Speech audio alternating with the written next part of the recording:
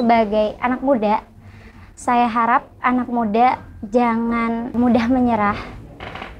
Selagi masih ada waktu, selagi masih muda, itu habiskan jatah gagal kamu ketika masih muda. Seperti kita ketahui, proses tidak akan mengkhianati hasil.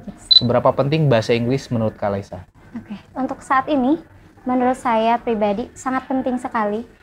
Karena dengan menguasai bahasa Inggris, seseorang yang menguasai bahasa Inggris itu, saya rasa masa depannya cerah gitu. Karena membuka banyak peluang.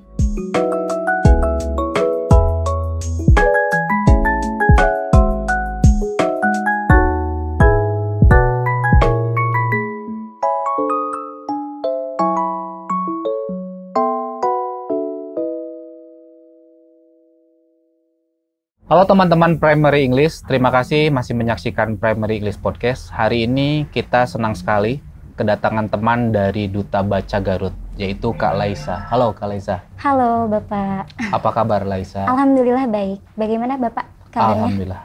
Saya juga alhamdulillah sehat-sehat selalu ya. Ya. Oke, Kak Laisa, sebelum kita ngobrol lebih banyak, biasanya teman-teman pengen mengetahui dulu background dari Kak Laisa nih. Okay. Mulai dari pendidikan, jurusan apa kemarin ngambil kuliah, sampai kegiatannya saat ini lagi ngapain nih Kak Laisa? Silakan. Oke, terima kasih. Halo teman-teman Primary. Perkenalkan, nama saya Ning Laisa Ahnanisa. Saya biasa dipanggil Laisa. Kesibukan saya saat ini yaitu mengajar di Madrasah Sanawiyah sebagai guru ilmu pengetahuan alam dan guru di Madrasah Aliyah sebagai guru biologi. Untuk pendidikan dari mulai SD, SMP sampai dengan SMA, saya di Pondok Pesantren Yayasan Pendidikan Islam An-Nur, Bapak. Dari mulai MI, MTS, MA, dan untuk kuliah itu baru keluar, yaitu berkuliah di IP Garut dengan mengambil jurusan pendidikan biologi. Oke, jadi ini adalah guru baru biologi. Betul. Pertanyaan saya, gimana rasanya menjadi seorang guru? Oke, untuk perasaannya sendiri, karena saya menjadi guru itu awalnya melihat dari saudara-saudara saya. Saya tinggalnya di lingkungan pesantren dan juga sekolah gitu ya. Jadi saya termotivasi untuk sama gitu menjadi guru seperti saudara-saudara saya, dan rasanya ketika mengajar ternyata menyenangkan gitu. Tapi selain menyenangkan, ada juga gitu beberapa problematika seperti siswa yang terlalu aktif kayak gitu. Tapi menyenangkan gitu. Banyak belajar juga. Ya. Oke. Dari sekian banyak jurusan di IP ya. Iya. Kenapa ngambil pendidikan biologi? Oke. Jadi kenapa pendidikan biologi? Waktu itu saya kelas 10. Karena saya dari kelas 10 sudah dijuruskan, itu ngambilnya IPA. Nah, guru biologi di kelas 10, terus juga kelas 11, menyenangkan gitu mengajarnya itu. Selain gurunya, pelajarannya juga kan dari mulai belajar tumbuhan, belajar juga tentang hewan, dan bahkan kita belajar juga tentang organ-organ yang ada pada diri kita gitu. Jadi menariknya di sana. Jadi kenapa saya ngambilnya pendidikan biologi itu karena seperti itu gitu, menarik. Oke, jadi ini ada peran guru juga nih. Iya. Ya. Jadi saya banyak juga cerita nih. Saya sudah beberapa kali melakukan podcast bahwa banyak sekali yang terinspirasi oleh gurunya dulu gitu ya. Iya, betul. Boleh disebutkan siapa nih nama gurunya? Untuk gurunya kalau di kelas 10 Bu Ria Wahyuni, kalau di kelas 11 itu Bu Lutfi Lintang Karahinan. Dan menariknya itu karena saya sekarang sudah mengajar dan mengajarnya itu di sekolah alumni saya. Jadi yang dulunya beliau itu adalah guru saya, sekarang menjadi rekan saya. Partner? Iya. Jadi menarik. Okay. Jadi banyak belajar juga gitu, sharing kayak gitu. Ngobrolin langsung nih, karena ini kita sedang ngobrol dengan seorang guru ya. Iya. Kira-kira menurut Laisa, ini kan Laisa mungkin menjadi seorang guru kurang lebih ada 1 tahun kurang mungkin ya? Ada ya? 1 tahun lebih. Udah 3 semester sih Bapak. Oh udah 3 semester ya? Problematika apa yang menurut Laisa yang perlu banyak diperbaiki kira-kira? Oke, kalau dari pengalaman saya, ketika saya menjadi siswa itu kan sistem pendidikannya untuk kurikulumnya saya itu mengalami kurikulum yang 2016 KTSP. Ketika kuliah, saya di jurusan pendidikan, saya diajarkan beberapa mata kuliahnya itu menjurus kepada kurikulum 2013. Tetapi pada saat saya mengajar, sekarang kurikulumnya itu ternyata diarahkan untuk kurikulum merdeka. Seperti itu. Jadi problematikanya di sana gitu ya. Jadi di Indonesia itu terlalu sering gantiin ya kurikulum itu, sistem pendidikan. Ketika ganti kurikulum itu kan jadi dari mulai bukunya, terus juga metode yang harus kami siapkan sebagai pengajar juga berbeda gitu ya. Jadi di sana sih. Jadi adanya kebingungan gitu. Bahkan di sekolah saya sekarang mengajar itu belum kurikulum merdeka, kami masih kurikulum 2013 gitu sih. Emang seberapa rumit sih kalau boleh dijelaskan sedikit mengenai kurikulum merdeka ini? Perbedaannya apa dengan kurikulum yang sebelumnya? Oke, kalau perbedaannya sendiri, jadi kan kalau kurikulum 2013 itu kami dituntut untuk mengajar berfokus pada siswa. Kami harus menyiapkan metode mana saja yang cocok dengan kurikulum 2013. Kalau kurikulum merdeka itu kalau yang saya dengar, karena saya juga belum terlalu banyak mengenal kurikulum merdeka dan saya juga belum sempat gitu mengikuti workshop merdeka, tapi pernah saya dengar kalau kurikulum merdeka itu jadi kami sebagai guru bisa bebas memilih materi mana gitu ya yang mau disampaikan terlebih dahulu gitu. Jadi kalau kurikulum 2013 itu jadi runtut ya, tertib dari bab 1 sampai bab terakhir itu runtut. Kalau merdeka kami bisa memilih sendiri mana yang cocok dan disinkronkan juga dengan guru lain. Jadi kan biologi dan kimia ada satu materi yang sama misal. Betul. Tapi kadang beda gitu. Di biologi itu belajar ini tuh di kelas 10, tapi di kimia di kelas 12 misal. Nah, kalau kurikulum merdeka kami bisa sharing dengan guru lain dan disamakan gitu. Mengajarnya pas kelas 10 misal. Kayak gitu sih kalau dengar di merdeka itu. Jadi kalau menurut Laisa nih, lebih enak sebagai seorang guru ya, lebih enak menggunakan kurikulum merdeka atau lebih enak menggunakan kurikulum sebelumnya? Kalau menurut saya saat ini, karena saya masih mendalami ya, dan kalau menurut saya kurikulum 2013 juga itu sudah bagus ya. Jadi kami itu diajarkan untuk fokusnya itu pada siswa. Jadi ketika mengajar di kelas itu fokusnya pada siswa. Saya pernah menerapkan metode problem based learning berbasis jelajah alam sekitar karena saya waktu jadi siswa itu merasa jenuh gitu ya belajar di kelas. Makanya ketika saya guru, saya ingin berinovasi waktu itu menerapkan problem based learning berbasis jelajah alam sekitar. Menurut saya itu efektif. Jadi ketika kurikulum 2013 juga itu sudah bagus menurut saya. Kayak gitu sih. Oke. Selanjutnya begini, mungkin Laisa ini sudah bermetamorfosis ya, mulai dari student ya murid, kemudian sekarang menjadi guru nih, gitu ya. Kira-kira masalah apa nih yang sering ditemukan di siswanya? Kalau tadi kita membicarakan di guru, kurikulum dan segala macamnya. Kalau dari siswanya nih, ada perbedaan nggak siswa yang sekarang ya dengan eranya yang mana banyak yang bilang bahwa anak sekarang itu dibesarkannya oleh sosial media? Dengan era Laisa dulu. Iya, kalau menurut saya itu karena sebenarnya saya mengajarnya itu di pesantren dan pesantren ini tuh tidak memperbolehkan ya siswanya untuk membawa handphone. Jadi ada nggak terlalu banyak perbedaan gitu karena kan tidak terlalu banyak handphone gitu. Kayak gitu sih. Oke. Kak Laisa, saya ingin lanjut mengenai Duta Baca ini sendiri, Kak. Motivasi apa dulu Kak Laisa bisa ikut ke Duta Baca ini? Untuk motivasi itu sendiri, jadi sebelum masuk kuliah, saya berniat gitu ya untuk kalau di perkuliahan itu ingin aktif berkegiatan baik itu di kampus atau di luar kampus. Dan niat saya mengikuti kegiatan itu ingin menginspirasi banyak orang gitu. Salah satunya yaitu dengan mengikuti beberapa kegiatan duta gitu. Jadi makanya kenapa saya mengikuti Duta Baca, salah satunya ingin menjadi inspirasi bagi banyak orang. Kayak gitu. Program yang sudah dijalankan apa aja nih Kak? Boleh di-share ke teman-teman? Oke, kalau program Yang pertama saya pernah gitu ya bincang revisi karena waktu itu kan musim Covid. Jadi kami kegiatannya online waktu itu bincang revisi di Instagram itu live. Biasanya kami dari Duta Baca mengundang beberapa tokoh inspirasi. Selain di online kami juga kegiatannya waktu itu kembara literasi. Jadi kami berkolaborasi dengan Dinas Perpustakaan. Kalau dari Dinas Perpustakaannya itu ada program perpustakaan keliling. Nah, berkolaborasi dengan Duta Baca, kami biasanya mengisi.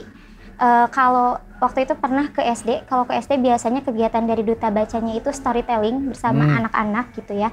Terus pernah juga di SMPN 1 Selaawi, itu kalau di SMP biasanya Redton baca bersama, nantinya itu direview, dipilih dari siswa gitu ya, 1-2 orang. Kalau ke SMA itu disesuaikan juga.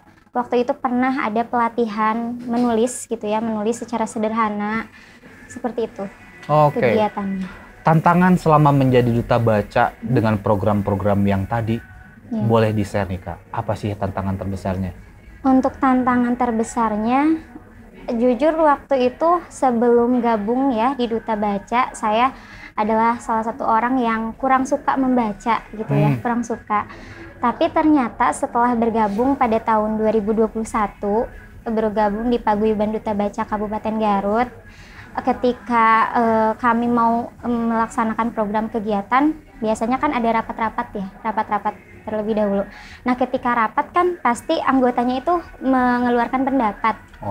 Saya melihat gitu ya, rekan-rekan saya, terus juga kakak-kakak saya, ketika mereka mengeluarkan pendapat itu sangat luar biasa gitu ya, ketika mereka suka membaca, terus juga bahkan ada yang sampai tidak hanya membaca karya orang lain, tapi mereka itu ada yang sampai menghasilkan karya sendiri, yaitu menulis buku dan sudah diterbitkan, kayak gitu.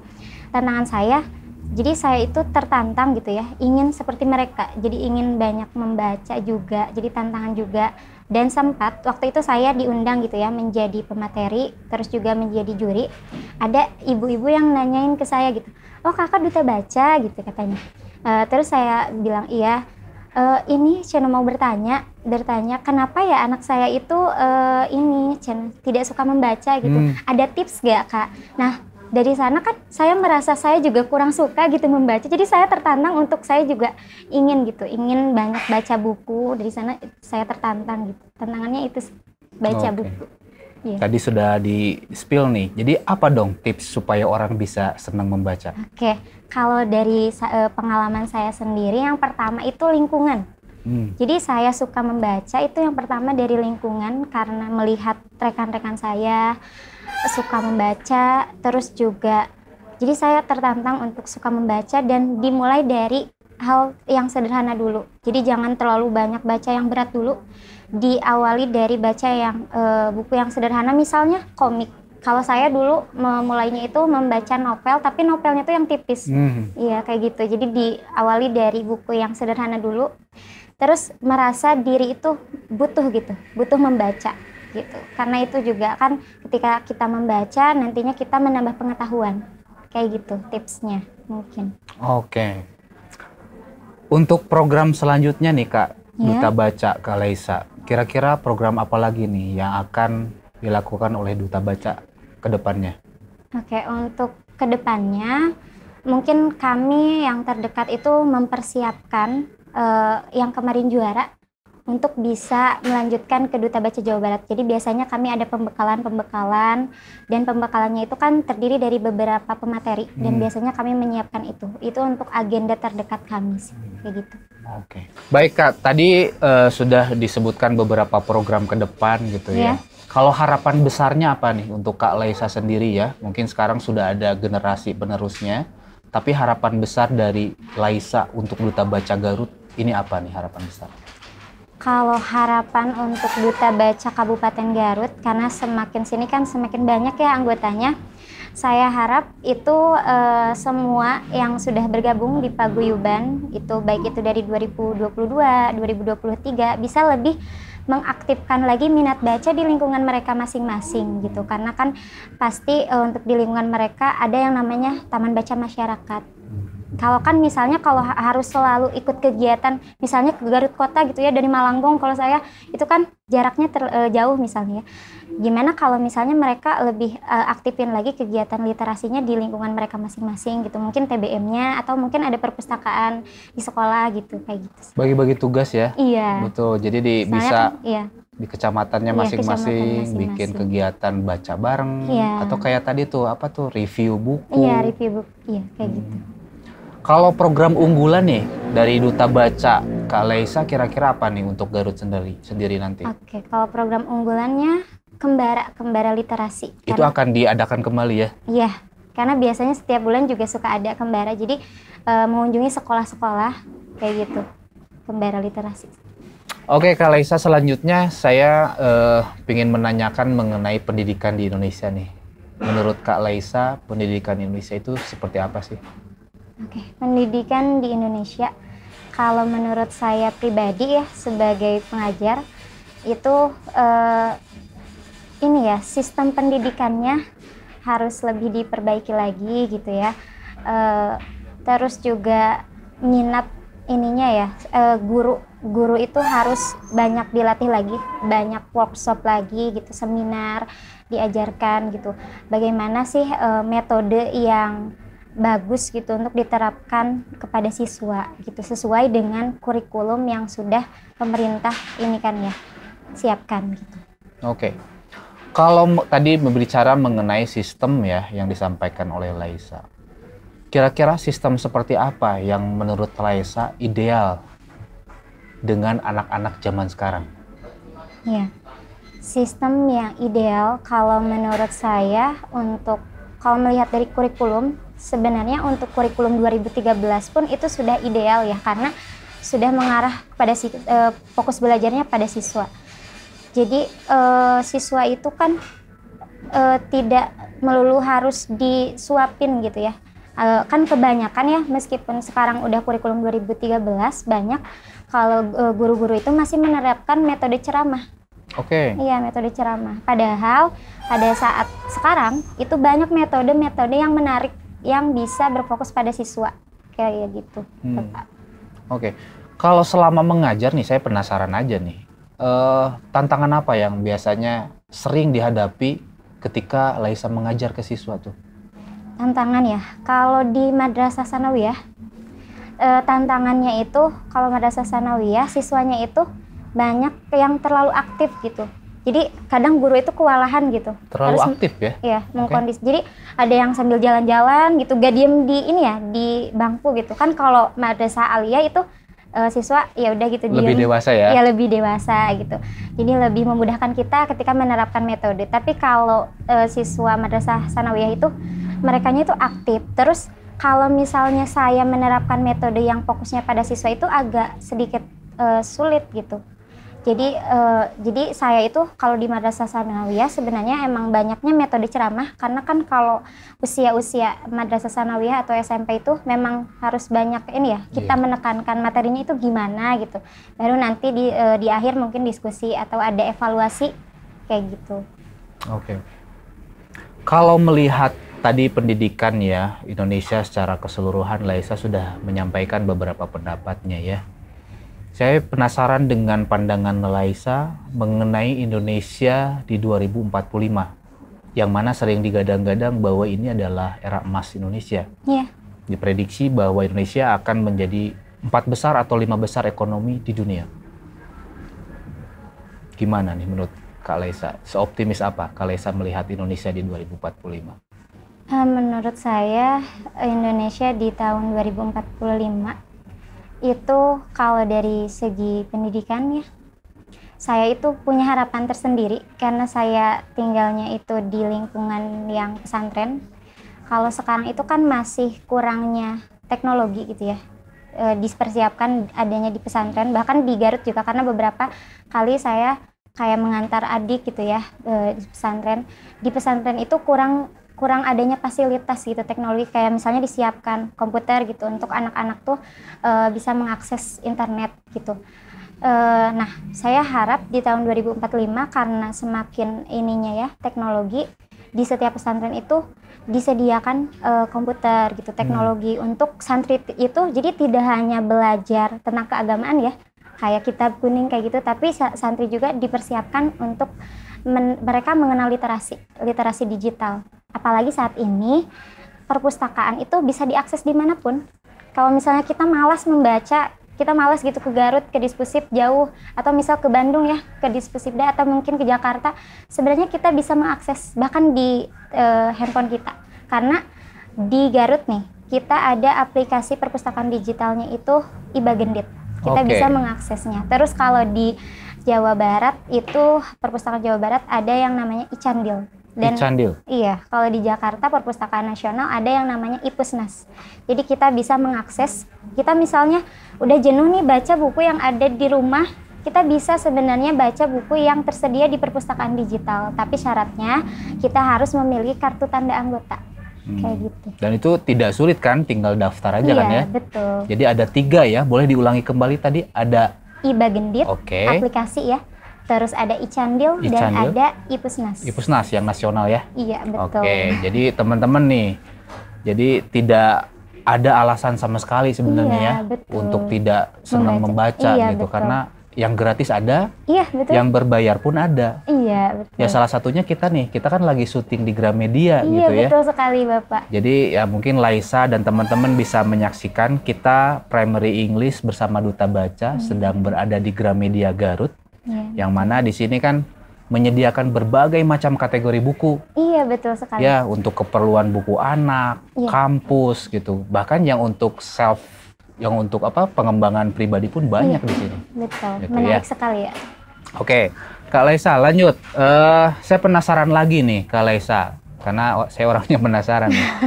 Mengenai next-nya apa nih seorang Laisa? Kan jadi guru udah. Iya. Next-nya apa nih? Kalau saat ini saya berharap gitu saya bisa melanjutkan ke perguruan tinggi lagi gitu, maunya itu S2. Tapi harus dipersiapkan lagi kan kalau mau S2 apalagi mau beasiswa gitu ya. Kalau sekarang tuh digemarinya itu banyak digemari sekali LPDP. Betul. Nah, salah satu syaratnya itu harus minimal skor TOEFL-nya itu 500 Bapak. Jadi saya harus mempersiapkan dalam bahasa Inggrisnya gitu. Terus juga motivation letter-nya, esai kayak gitunya harus dipersiapkan. Itu sih kedepannya mau melanjutkan gitu. Kalau ada kesempatan semoga gitu. Oke, amin ya. Amin. Semoga lancar itu ya. Kejarlah mumpung masih muda ya. Iya, siap. Kalau saya pingin narik ke belakang lagi nih. Kalau cita-cita Laisa dulu, Laisa kecil itu apa sih? Oke, sebenarnya kalau cita-cita kecil saya dari dulu ingin menjadi guru. Mungkin karena melihat. Laisa itu anak keberapa, sorry? Ketiga. Ketiga dari? 4. Orang tua guru juga atau enggak? Kalau orang tua tidak, tapi kalau saudara-saudara saya semuanya jadi guru. Bahkan kakak ipar saya juga jadi guru. Guru ya? Kayak gitu. Jadi saya termotivasi juga dari kecil. Terus melihat kan saudara-saudara saya jadi guru, jadi ingin gitu jadi guru. Kayak gitu. Oke, jadi ya selain mulia kan gitu ya, betul. Itu menjadi istilahnya tabungan kita nanti di kemudian selanjutnya di kehidupan selanjutnya kan, ilmu yang bermanfaat itu ya. Iya, bermanfaat. Oke, Kak Laisa, saya penasaran lagi nih. Buku apa yang sedang dibaca oleh Kak Laisa sekarang? Oke, untuk sekarang yang sedang saya baca itu judulnya ada The Alpha Girls Guide. Ini novel atau apa? Buku motivasi. Motivasi? Iya, karyanya Henry Manampiring. Jadi kenapa saya tertarik gitu untuk baca ini? Saya dengar rekomendasi dari teman-teman TikTok, teman-teman Instagram kalau buku itu bagus. Dan ternyata ketika saya beli dan saya baca gitu bukunya, ternyata emang menarik gitu. Khususnya bagi perempuan perempuan masa sekarang, karena buku ini tuh menjelaskan kalau misalnya kita itu harus menjadi perempuan yang independen. Jadi jangan terlalu bergantung kepada pria misalnya ya, atau kepada orang lain. Dan dalam buku itu juga menerangkan kalau kita menjadi perempuan itu tidak boleh takut berkarir. Berkarir kayak gitu. Jadi lebih banyak mengarahkan kepada kita supaya menjadi wanita yang independen. Jadi saya tertarik gitu untuk baca buku itu. Oke, Henry itu yang nulis Filosofi Teras bukan ya? Iya, kalau tidak salah. Oke, gini Kak. Kak Laisa, selanjutnya saya penasaran dengan bagaimana seorang Laisa membagi waktunya gitu ya antara mengembangkan diri, yang tadi misalnya mengejar cita-cita untuk S2 dengan kegiatan mengajarnya. Membagi waktu ya, bagaimana caranya?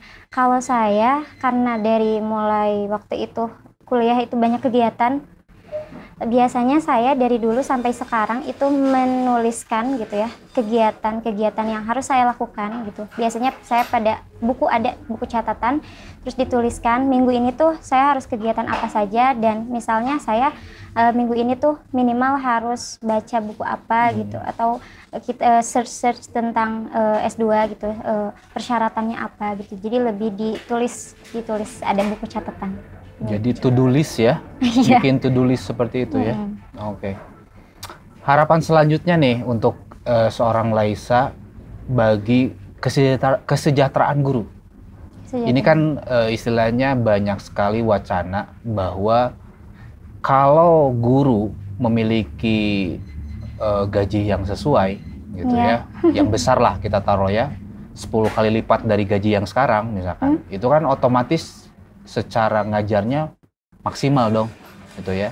Kan banyak cerita di beberapa artikel guru yang nyambil jualan, ya itu untuk memenuhi kebutuhannya gitu ya. Kalau harapan Laisa gimana nih untuk kesejahteraan guru? Oke, harapan saya sendiri untuk kesejahteraan seorang guru, karena seperti kita ketahui ya, apalagi guru honorer itu pendapatannya mungkin sedikit. Saya harap kedepannya guru itu lebih dihargai lagi gitu, karena kan seorang guru juga punya kehidupan, apalagi misalnya seorang ayah harus menafkahi istrinya, anaknya. Jadi saya harap lebih disejahterakan lagi untuk kedepannya gitu. Oke.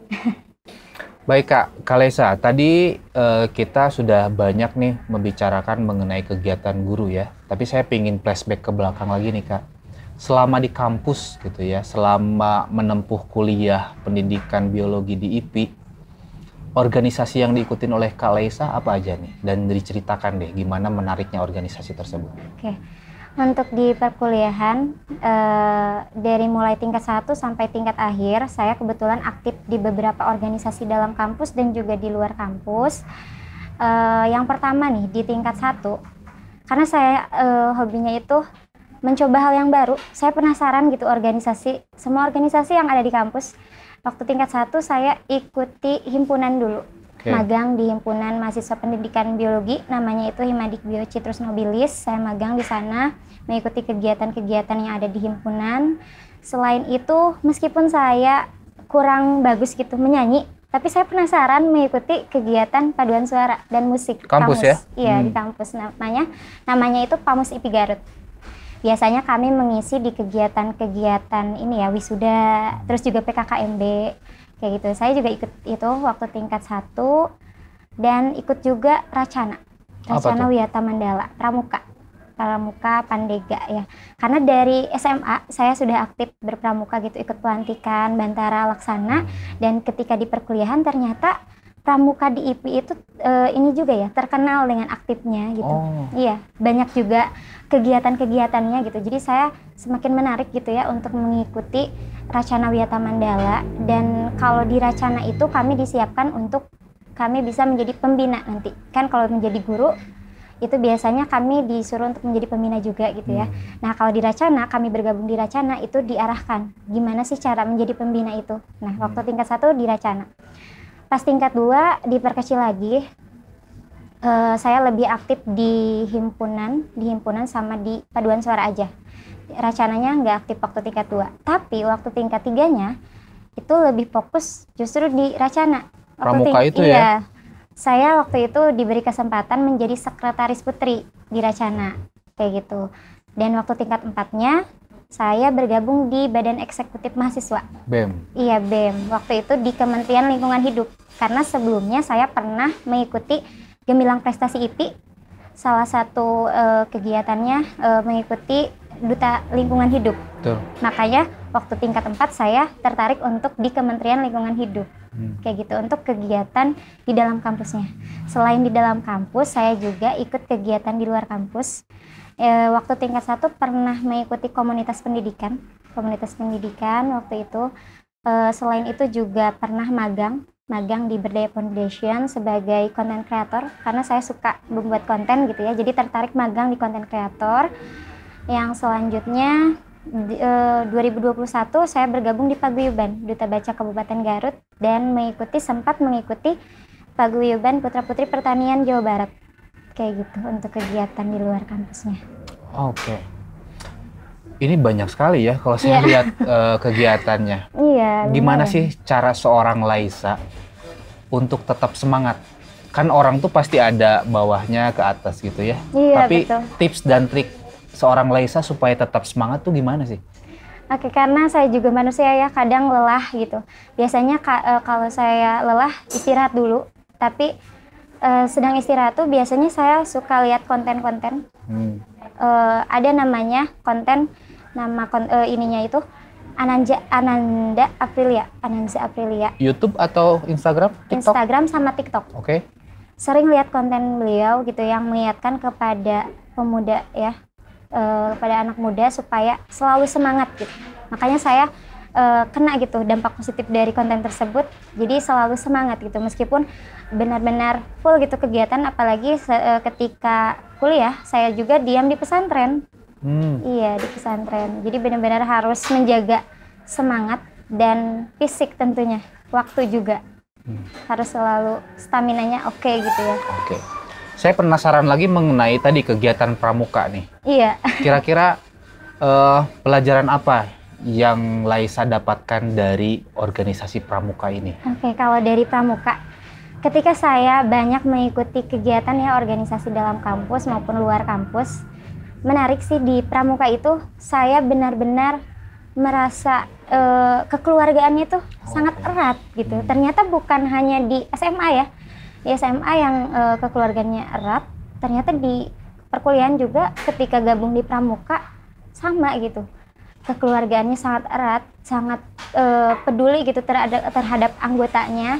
Bahkan kalau misalnya kita tidak ada kegiatan pun, kalau misalnya mau ke sanggar ya namanya, tempat kami ini diskusi namanya sanggar, ya silahkan gitu. Kalau misalnya jam istirahat nih atau udah pulang kampus ya kelas, biasanya kami ke sanggar ngobrol-ngobrol gitu. Jadi kekeluargaannya itu sangat terasa gitu. Apalagi kalau misalnya ada kegiatan kemah, itu yang paling menarik dari pramuka ya, ada kemah gitu, sangat menarik sekali. Biasanya itu tuh yang jadi yang ditunggu-tunggu ya. Iya betul sekali. Api unggun gitu iya, ya. Iya betul, api unggun. Ada pengalaman yang paling menarik nggak selama ikutin pramuka itu apa? Kegiatannya apa gitu misalkan yang masih ingat sampai sekarang?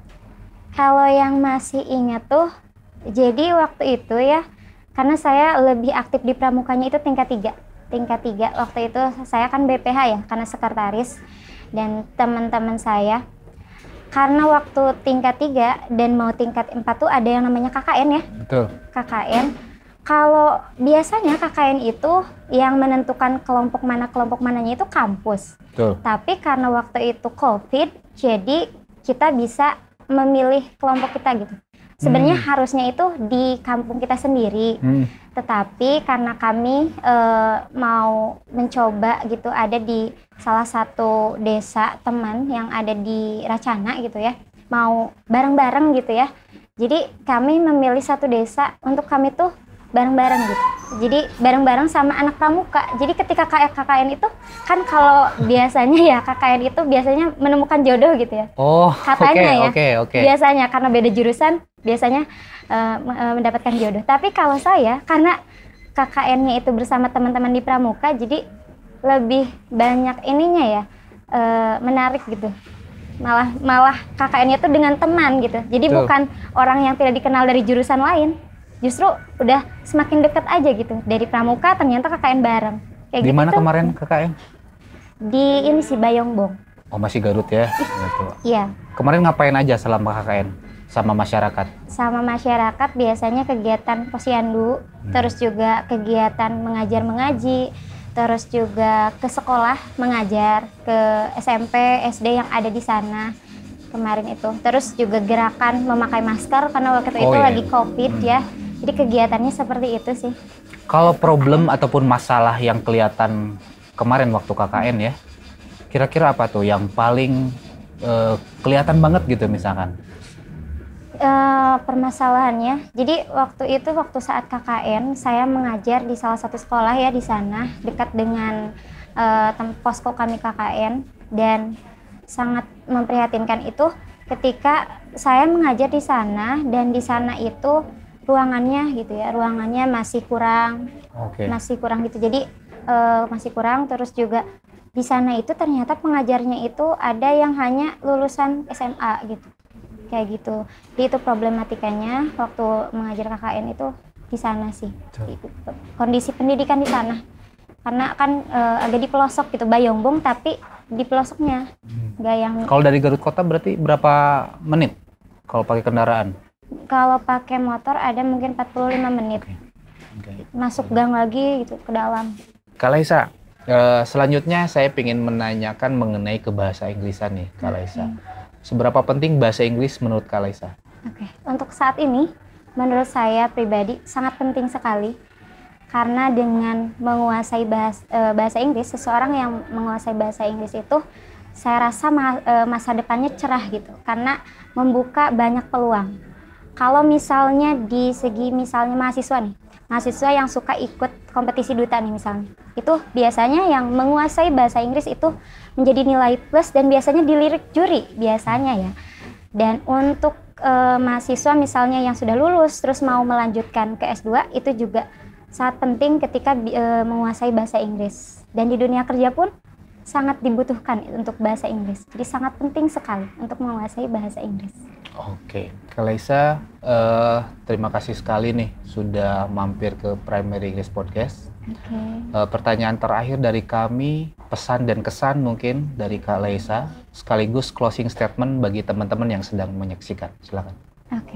Untuk pesan dan kesannya, sebagai anak muda, saya harap anak muda jangan mudah menyerah. Selagi masih ada waktu, selagi masih muda, itu habiskan jatah gagal kamu ketika masih muda. Dan nanti ketika sudah tua, itu tinggal menikmati hasil gitu. Karena seperti kita ketahui, itu proses tidak akan mengkhianati hasil gitu. Seperti itu mungkin untuk closing statement-nya. Oke, keren sekali. Makasih banyak nih Kak Laisa. Mudah-mudahan kegiatan selanjutnya lancar ya. Amin, amin. Kemudian cita-citanya tadi S2 kejar lah, mumpung masih muda ya. Bisa kok PDP, Dikti, banyak sekarang beasiswa ya. Semoga lancar itu juga. Amin, terima kasih. Semoga nanti kita podcast setelah jadi dosen, sudah selesai S2 dan S3-nya amin, ya Allah. Semoga ya. Makasih banyak ya. Iya, siap. Oke. Baik teman-teman, itulah Kak Laisa dari Duta Baca Garut. Terima kasih.